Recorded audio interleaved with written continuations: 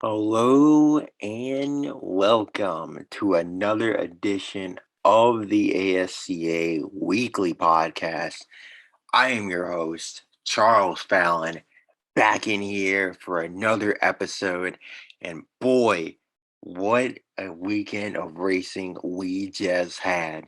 Man, if you don't like Friday and Saturday night short track racing, I don't know what to tell you, man, because what we just saw at Disney Motor Speedway in front of a sellout crowd was something else. Just incredible action throughout the weekend. The first night races of 2025 certainly lived up to the hype, both in Craftsman and Cup. And there's so many different storylines to be breaking down this week.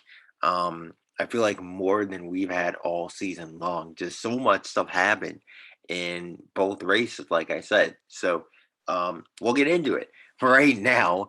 But first, we'll begin by shouting out the sport's premier partners. Got to start off with Rowdy Energy. You already know, click the top link in the ASCA's link tree. Go cop yourself a Rowdy Energy. Help you stay awake throughout the remainder of this podcast episode. And then, of course, Circle B Diecast Plan B Sales. Head on over to their website, and on any orders $20 or more, use coupon code ASCA for free shipping at checkout. Like I just said, any orders $20 or more, use coupon code ASCA for free shipping at checkout inside the US only. So once again, shout out Rowdy Energy, shout out Circle B Diecast, Plan B Sales, and yeah, let's get right into it. So obviously the big storyline in the weekend has to be Toyota and Michael White Racing finally getting back on top. And we are talking the longest winless drought in ASA history by any manufacturer. Um, 26 races. We had not seen Mike White Racing win from the 2023 Disney Plus 200 to the 2025 Disney Plus 200. And of course, this race now used to be the 10th race of the season back in 2023. Obviously, now it's the fifth race of the season, also a night event. Randall Woods was the most recent winner for Mike White Racing before last Saturday night. And now that driver just so happens to be Braeden Bennett. So, Braeden Bennett, man, this kid, I think if there's any questions on whether or not he is the real deal, they were answered on Saturday night.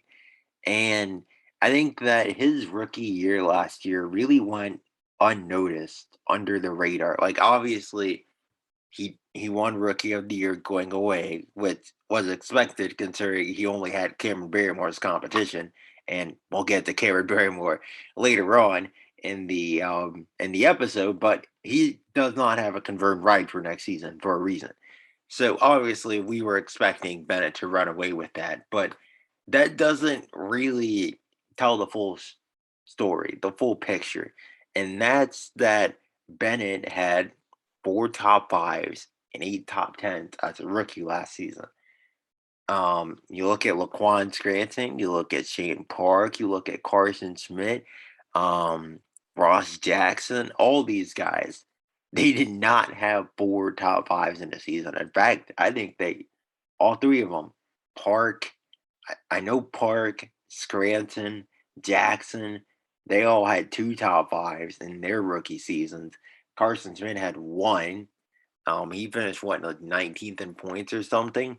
Bennett had four and was up hovering around the top 10 in points pretty much the entire season, around that 10 to 15 rates. And that's about where you expect a rookie to run in this day and age. You don't really, obviously, you don't expect a rookie to be right about the gate competing for championships.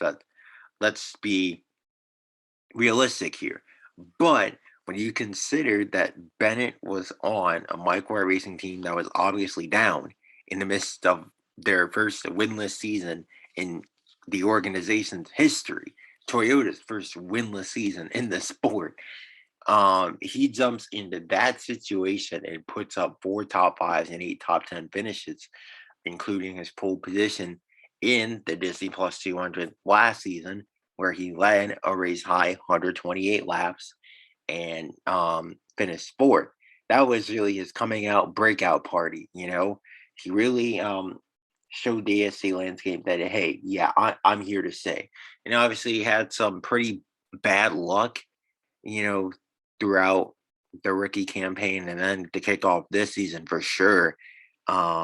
In two of the first 3 weeks, DNF, um, top 10, and then another DNF. So you were kind of wondering, when was this guy going to figure it out? And to make matters even worse, um, we had the factor that Bennett's kind of on an expiring contract right now. Like, he is not officially signed back to Mike White Racing to drive that number 11 in 2026.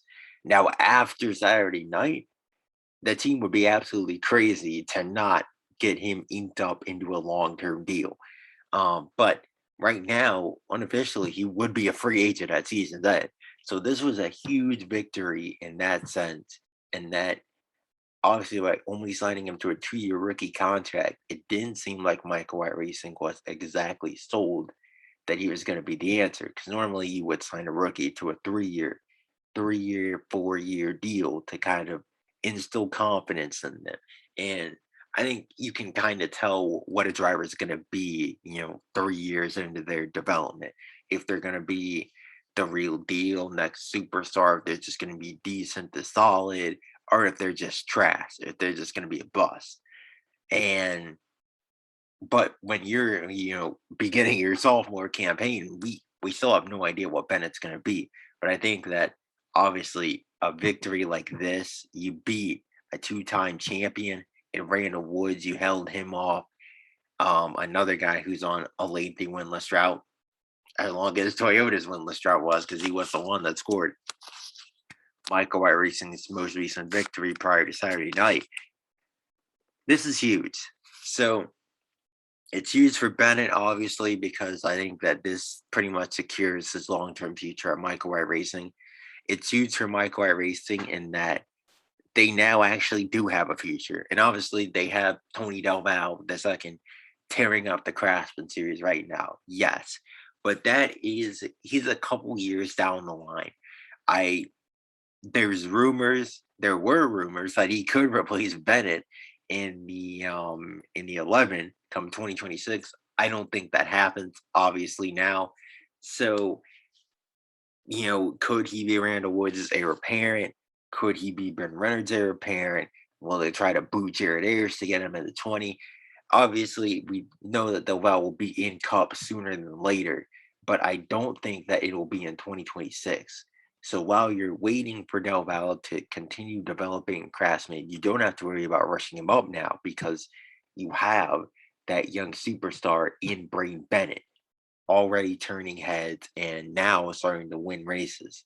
So, because that's been what they've been missing. Jared Ayers has not taken that next step that Michael Racing envisioned when they signed him to a 3-year contract extension back in 2023. They paid him $9 million a season because they thought, they saw what he did in 2020, his sophomore season, and they were like, okay, we're sold. And Ayers has just never gotten anywhere close to that. And that contract extension now, man, that extension looks horrible. And they can't do much to get out of it until it's up at the end of 2026. So that's a tough situation. Ayers is kind of plateaued. He's not a bad driver, of course, but he's mediocre. I think you can put it that way. He's never going to be a championship contender at this point. I think it's safe to say. Bryn Renard has had an awful start to his Michael White Racing tenure, but I do think eventually he will figure it out. And could he be a championship contender? I don't know. But obviously, I don't think he's going to be as bad as he has been to kick off the new year so far. So I think that Reddit will eventually get it figured out there. And Randall Woods, I think, is reaching the end in the road. As good as he was on Saturday night, leading the 71 laps and obviously qualifying on pole position, um, he's just had he's not a real deal championship contender. I think he knows that, and I don't think he's got it anymore, to be honest with you. He's still a very solid driver, of course, two-time champion, but he's not the same driver that he was just a few short years ago. Even back in 2023, he's not that guy. He's just not that guy anymore. So they needed someone on the team to step up. And with Ryan, of course, having his struggles, Bennett seems like he's going to be that dude to really kind of carry the organization through this change period, this changing of the guard. And as they continue to step and build towards the future, the rest of the decade, because I can guarantee you in the lineup right now that they have of Bennett, um, Woods, Renard, and Ayers is going to look very, very different by the time we reach the end of the decade. Obviously, Woods will probably be long gone by then. Renard, I think, will be gone by then. So you're going to need Bennett and maybe Ayers to pull something out of his ass and finally start to bounce back or something. I don't know. Or obviously Del Val is going to be play an integral role in that as well in developing. But the future of Michael Racing, I'm just gonna say that it looks bright. It looks very bright after a win like this, and huge for them, and huge for Bennett, and huge for Toyota especially. Um, I'm sure the Toyota executives certainly got to be happy about this and the strides that this team has taken to finally get back into victory lane. So we talked about it, but just kind of driving the point home is that Saturday's win by Braeden Bennett was the first win by a driver not named Randall Woods in the last 46 races. And the bizarre part is there was a stretch there in 2022. Randall Woods was winless. 3 out of the 4 races during that period in 2022 from the Stone Yard, which was race 4, to the Subway Grand Prix, the 100th Modern Era Ajax Cup race, which was race 7, were won by Michael Racing drivers not named Randall Woods. You had Norm Lester winning 2 of 3, the Ayers 200 and the AutoZone 200. And then you had Jared Ayers moving Randall Woods, ironically enough, out of the way to win the Subway Grand Prix, also in a 1-2 for Michael Racing. How funny, how ironic. That's the way that things end up shaking out after obviously what we ended up seeing on Saturday night. So that's just to drive the point home that Randall Woods has been carrying this organization on his back basically for the past nearly 2.5 years.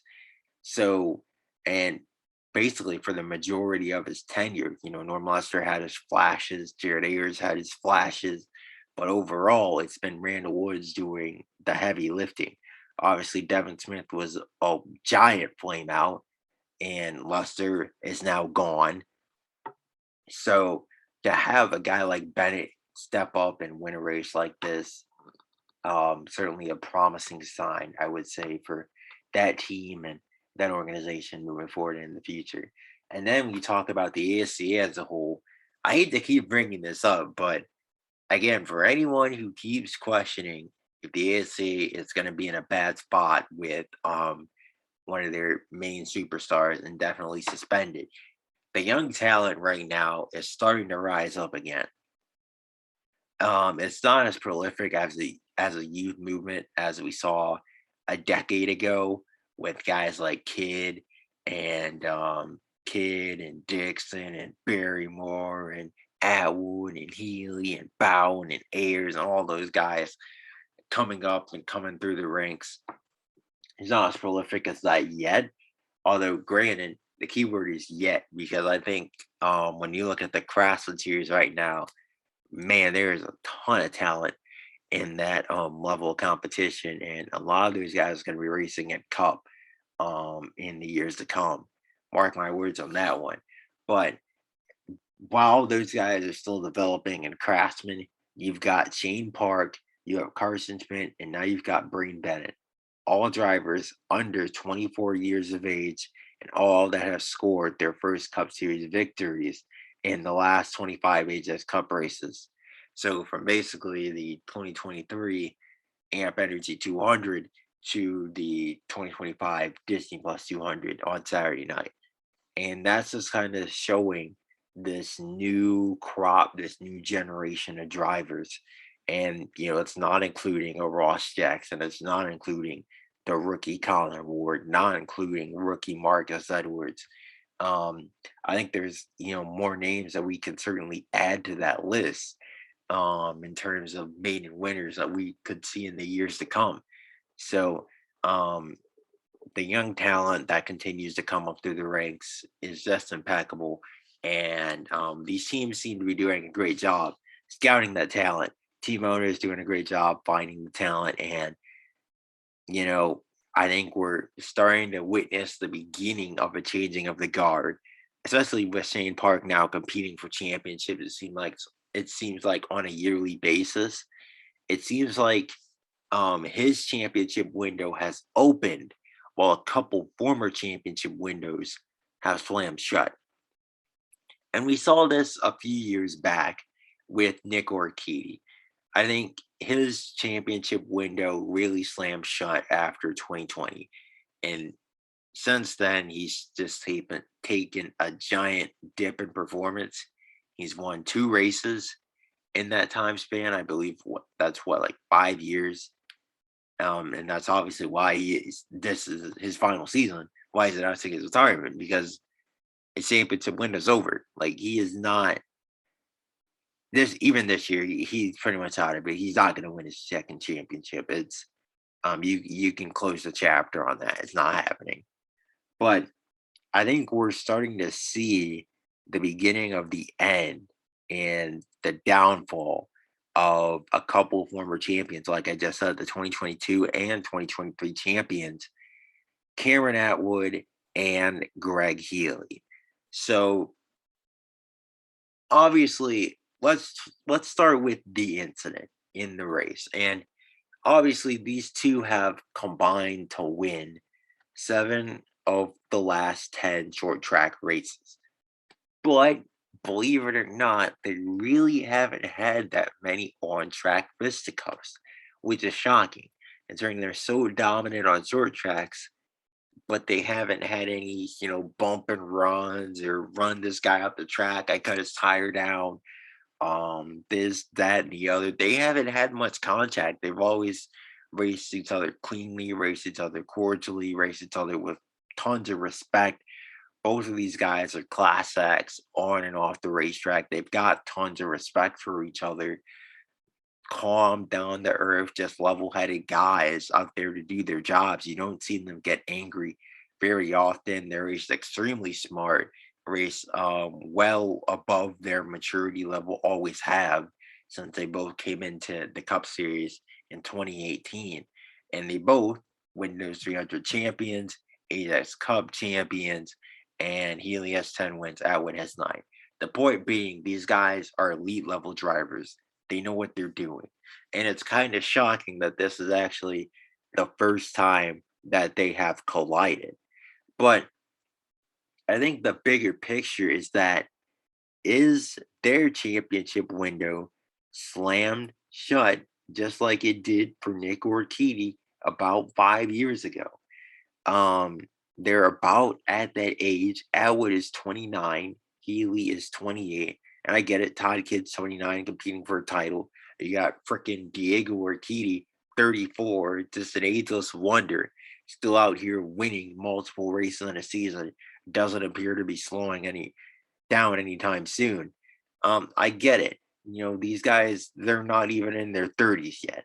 You know, um, you know, so you would think that they have tons and tons of time left to compete at a high level.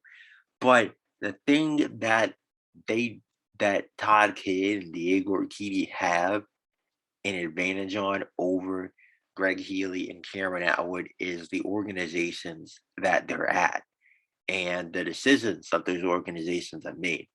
Urquidy Bros Racing and Ronnie Woods Motorsports, I think, are the two powerhouses of the ASC right now, and I don't think that's a question. There's a reason why they won the opening 4 races of the season, and yeah, there's a reason why they won the opening 4 races of the season. You know, even with the new regs coming up, they're going all in this year, and they can afford to do that while preparing for the turbo hybrid engines coming in 2026. Healey and Atwood at Stoots Enterprises and CJ Barrymore Racing, respectively, I don't think they have that luxury. Number one, I don't think their teams, their organizations are 100% backing this season, like you're seeing with Ronnie Woods Motorsports, like you're seeing with Orchidi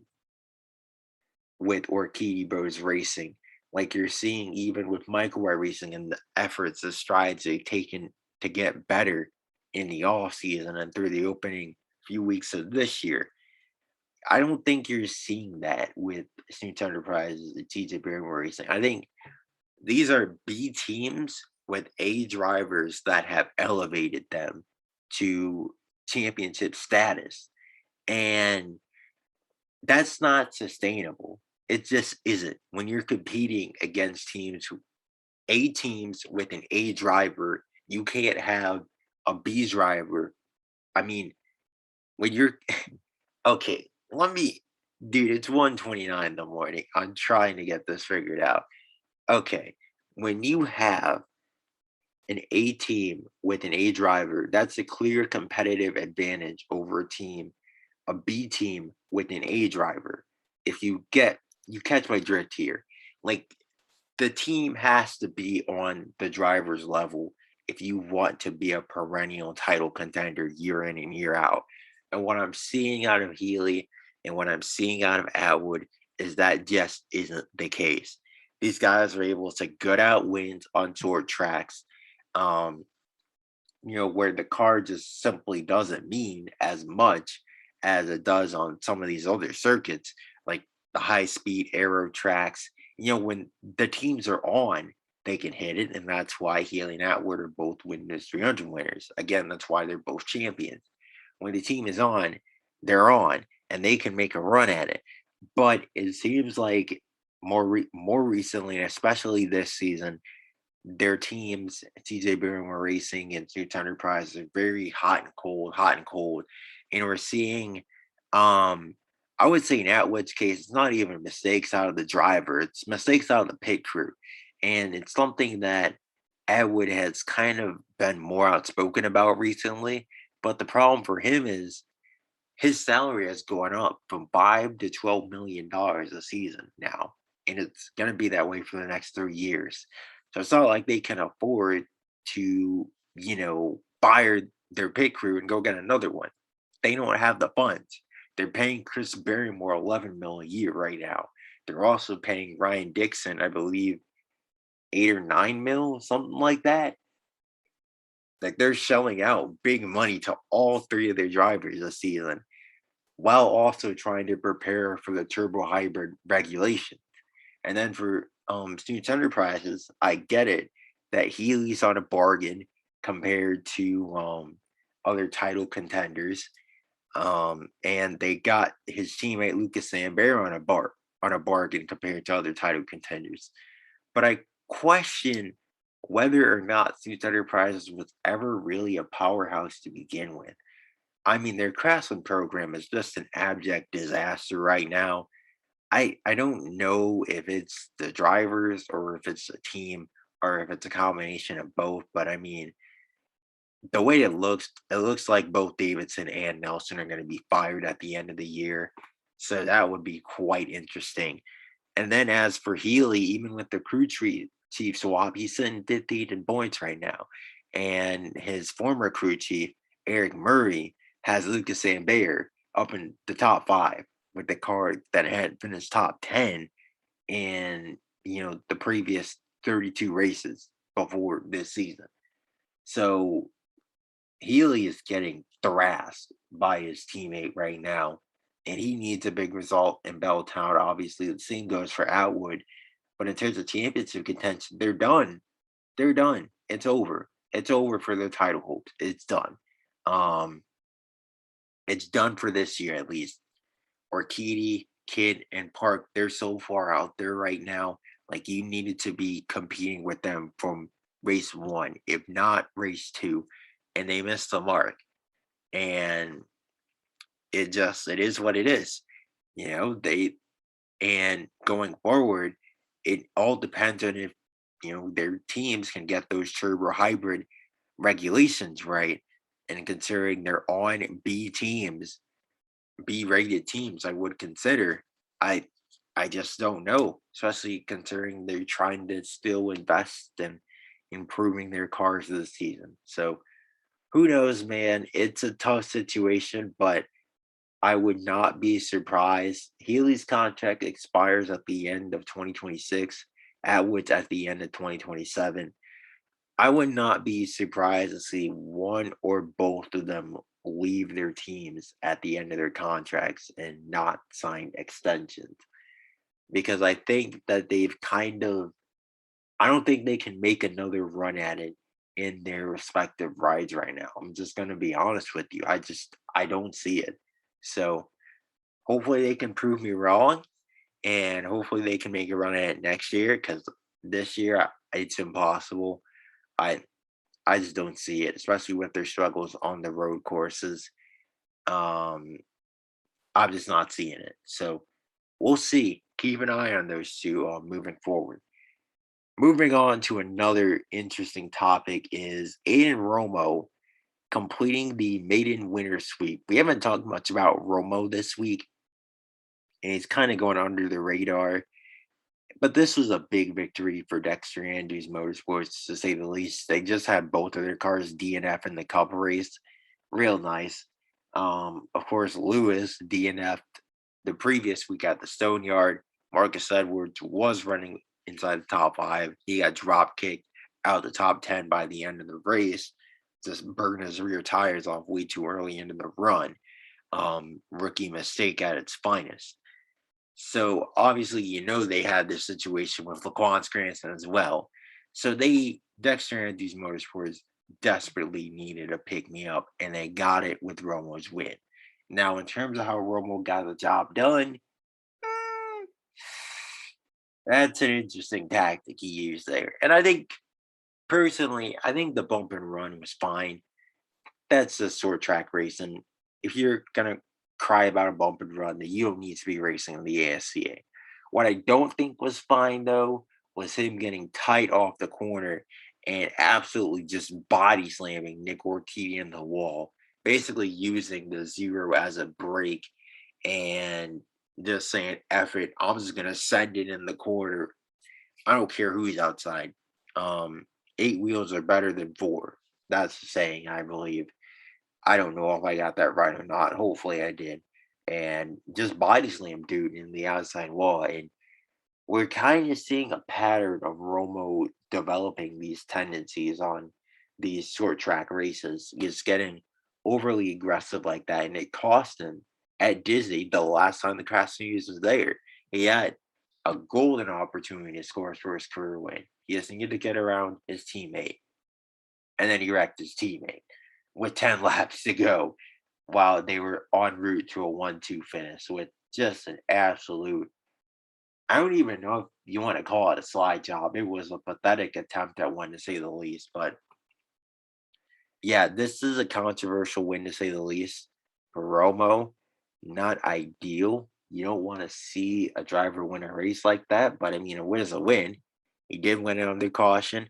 That as well kind of irked the fans, to say the least. Romo received a lot of boos in victory lane. But, he is second in points right now. Is he a championship contender? Could be. He certainly has developed a ton from his rookie season to his sophomore season, and it seems to be maybe taking that next step. He's obviously got the win now, so congrats to him on that. But we'll see if he's able to keep it up at Belltown. It's going to be interesting because Marcus Edwards is in that race, and the last time we were at Belltown in the Craftsman series, Edwards kind of dumped his teammate Romo and ended his 2024 season a little bit earlier than he would have liked. It's a long podcast episode. We're almost done with this one, but we're gonna kind of speed run through these last two topics before I fall asleep on this. Revolution Racing and Cameron Barrymore parting ways after the season. Now, this is kind of interesting, actually, because to be honest with you, I don't know what more Cameron Barrymore could have done than what he has this season. Consider the fact that he has a top five finish. Consider the fact that he's 18th in points and what I would say is easily the slowest car on the grid.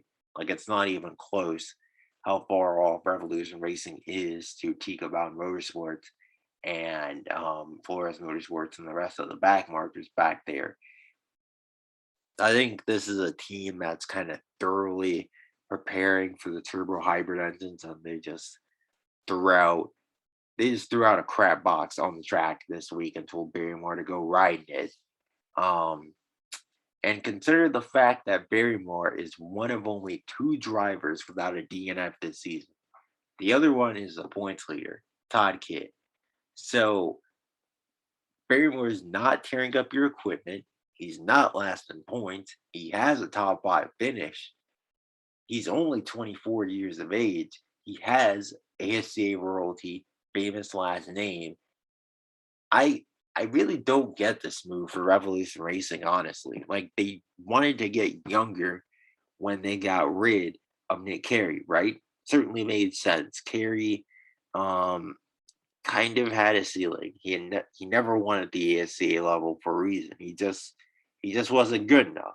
So they get rid of him, they get rid of the stable veteran, and they pump in punch in Barrymore, I should say. And I, last year certainly wasn't great. This year certainly hasn't been anything special. But to just give up on him, only what 21 races into his cup career, I just think it's a little bizarre. Honestly, I really do. I think they should have at least evaluated him with the turbo hybrid engines. And if they made significant strides next season, then okay, yeah, give him the boot if he's not able to take advantage of that. But to cut him loose when you're at your lowest right now, the car can barely compete and keep up on Saturdays. I I really don't agree with this move, honestly, and I don't know who they're eyeing to put in this car to replace him. Like, who would want to go there? Especially if you're a young talent. I don't understand why you would choose Revolution Racing. It doesn't seem like they're giving these guys the proper time to develop.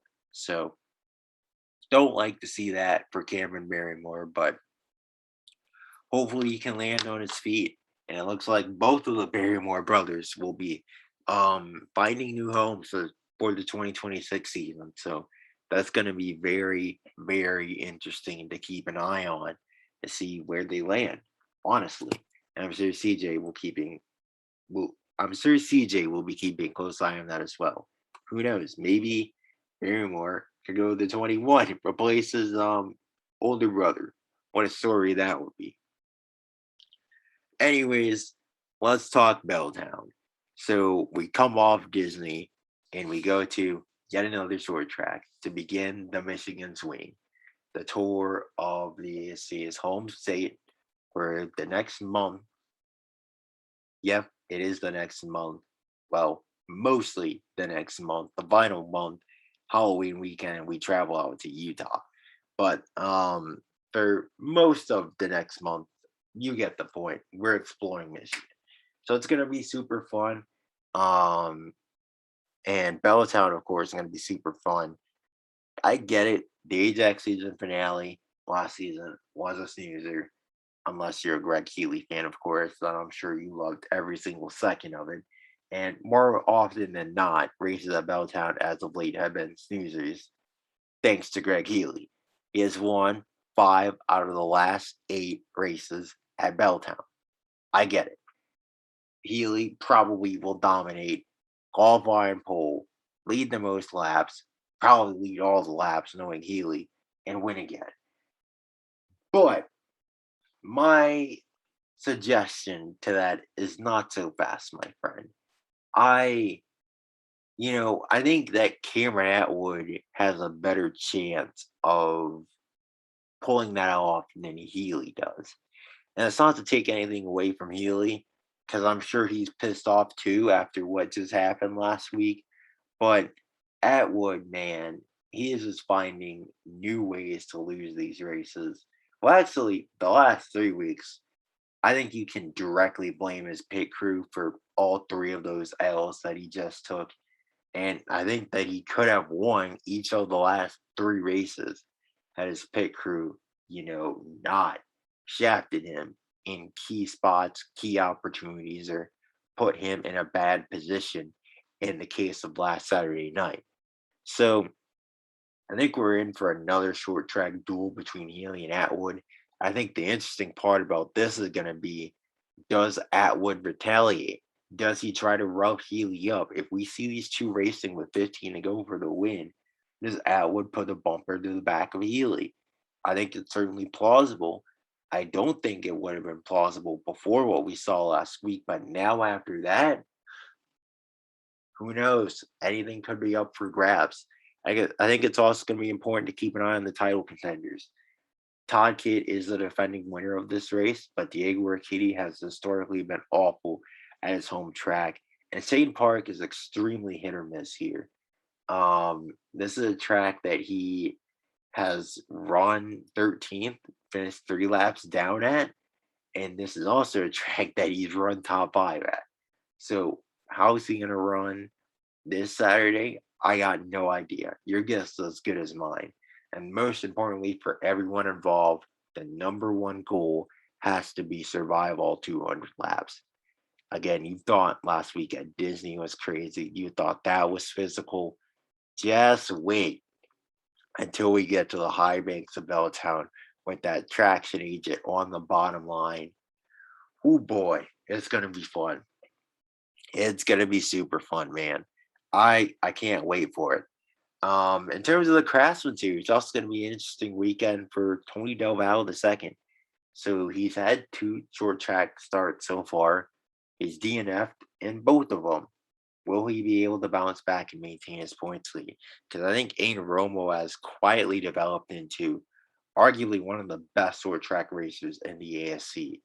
Not the ASCA. He hasn't proven himself with a couple of them yet, but the Craftsman series, I should say, quietly developed himself into one of the best short track racers, as has Graham Doherty. I think he's also going to be one to watch, the defending champion, who's had a rather quiet season thus far, but he's working his way back up into the mix. He's third in the standings right now, closing that gap down slowly but surely to Del Valle. And let me just tell you now, after Del Valle's incident, this championship, man, far from over. Far from over. So, without further ado, looking at the Craftsman Series entry list, though, we got guys like Braeden Bennett, Marcus Edwards, Cameron Atwood, for crying out loud, and Doug Bowden. I don't see how you can pick against a Cup regular to win this race. Granted, Nick Painter was dead last in points and won this race last year, so anything is possible, I suppose. But my money is on a weekend sweep for Cameron Atwood. He's been pissed off. He's been robbed too many times. This is going to be the weekend that I think the pendulum swings back in the other direction, and he finally catches a break. And I talked about the fact that Atwood's championship window for this year has probably closed. If he wants any hopes and dreams of salvaging it, which I still think is unrealistic, he has to win this race. Same goes for Healey, but more so Atwood, because he does sit on the brink of the top 10 in points, about 40, 41 back, 42 back, something like that. So he needs a win in this race. We'll see if he's able to pull it off. But that's it for this edition of the ASCA Weekly Podcast. I'm your host, Charles Fallon, signing out. Apology, this episode was a bit choppy. Again, I am filming this at 1:48 on a Tuesday morning. So, yeah. I'm going to go to bed now, and I will see you guys at Belltown to recap what should be another chaotic but fantastic weekend of ASCA accent.